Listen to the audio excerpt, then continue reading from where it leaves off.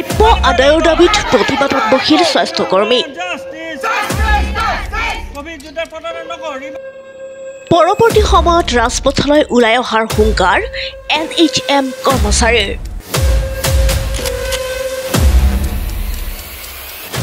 বিগত 3 দিন ধৰি চলি আছে ঠিকাভিত্তিক NHM কৰ্মচাৰীৰ কৰ্মবিৰতি কাৰ্যসূচী।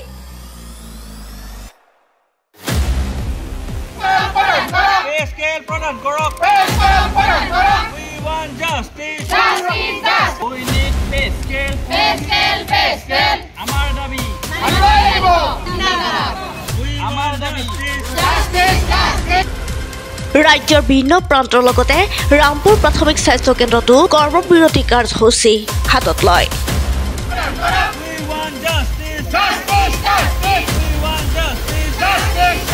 চেনেলক নমস্কাৰ জনাইছোঁ। আমি আজি NHM সকলো কৰ্মচাৰীয়ে আমি আমাৰ ব্লক PHCত ধৰ্মঘট আৰম্ভ কৰিছোঁ। আজি 3 দিন হ'ল। আমি এই 3 দিনে কৰি আছোঁ, কিন্তু চৰকাৰৰ পৰা আমি একো উত্তৰ পোৱা নাই। আমি 2006 চনৰ পৰাই NHMত কৰ্মৰত হৈ আছোঁ। আমাৰ NHM কৰ্মচাৰীখিনিক আমাৰ মাননীয় মুখ্যমন্ত্ৰী মহোদয়ে বহুদিন আগতেই TV চেনেলৰ সাক্ষাৎকাৰত কৈছিল যে আমাৰ NHM কৰ্মচাৰীখিনিক তেওঁ স্থায়ী নিযুক্তিকৰণ কৰিব, কিন্তু যেতিয়ালৈ স্থায়ী নিযুক্তিকৰণ নহয় তেতিয়ালৈ আমাৰ NHM কৰ্মচাৰীখিনিক তেখেতে 7 সমাহাৰত সমকামৰ সমান দৰমহা দিব বুলি কৈছিল। কিন্তু সেই কথাটো বছৰ পাৰ হৈ গৈ থাকিল, আমিও আমাৰ কামত ব্যস্ত হৈ থাকিলোঁ, কিন্তু আজিলৈ তেখেতে কোৱা কথাখিনি তেখেতে কৰা নাই। আৰু আমি বহুত তেখেতক দাবী কৰিছিলোঁ, কিন্তু তেখেতে কোনো আমাৰ কোনো এটা দাবীয়ে তেখেতে আজিলৈ হৈ উঠা নাই। সেইকাৰণে আমি আৰু এতিয়া 3 দিনীয়া ধৰ্মঘট কাৰ্যসূচী পালন কৰিবলগীয়া হ'ল।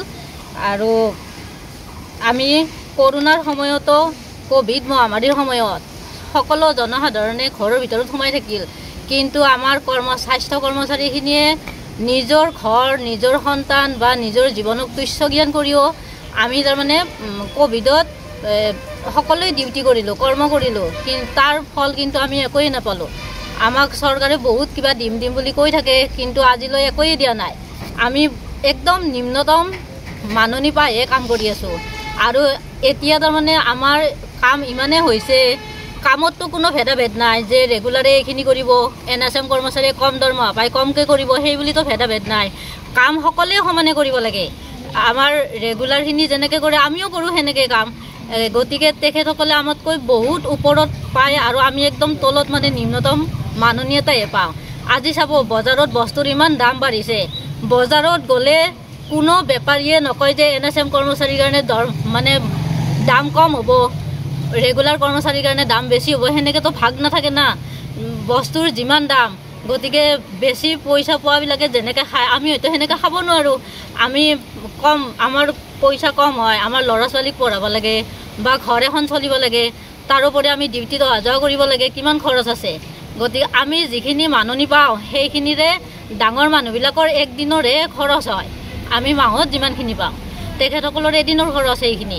গতিকে আমাৰ অসমৰ মুখ্যমন্ত্ৰী মহোদয় ইমান এজন ক্ষমতাশীল ব্যক্তি, বাকী আমাৰ অসমৰ বাহিৰৰ ৰাজ্যৰ মুখ্যমন্ত্ৰী যে কিছুমানে NHM কৰ্মচাৰীখিনিক স্থায়ী নিযুক্তি দিছে বা সমাহাৰত দৰমহা দিছে, আমাৰ অসমৰ মুখ্যমন্ত্ৰী মহোদয়ে ইমান দক্ষশীল মন্ত্ৰী এজন থাকোঁতে আমি NHM কৰ্মচাৰীখিনিয়ে আজি জনসাধাৰণক পিছ কৰি আমি যে এনেকৈ বহি থাকিবলগীয়া হৈছে আজি 3 দিনে।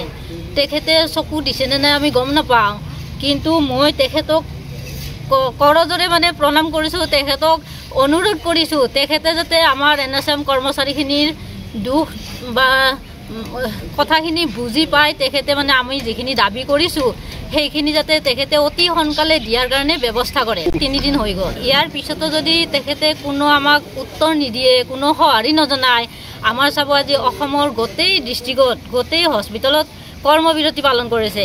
ডক্টৰ, নাৰ্ছ, লেব টেক, ফাৰ্মাচিষ্ট সকলোৱে মানৱ সেৱাৰ পৰা আঁতৰি আহিবলগীয়া হৈছে। কিহৰ কাৰণে? আমাৰোতো এখন ঘৰ আছে। গতিকে আমাৰ ইচ্ছা নাযায় বেমাৰী এজনক পিছ পেলাই আমি এনেকৈ বহি থাকিবৰ কাৰণে, কিন্তু আমি বাধ্য হৈছোঁ। কিহৰ কাৰণে? চৰকাৰে আমাক গুৰুত্ব দিয়া নাই, সেইকাৰণে আমি বাধ্য হৈছোঁ, নহ'লেতো আমি এনেকুৱা নকৰিলোঁ হয়। গতিকে আৰু এই 3 দিন কৰাৰ পিছতো যদি চৰকাৰে আমাৰ কথাখিনি গুৰুত্ব নিদিয়ে বা কোনো উত্তৰ নাপাম ভাল উত্তৰ, তেতিয়া আমি ইয়াতকৈও জংগী আন্দোলন কৰিবলৈ বাধ্য হ'ম।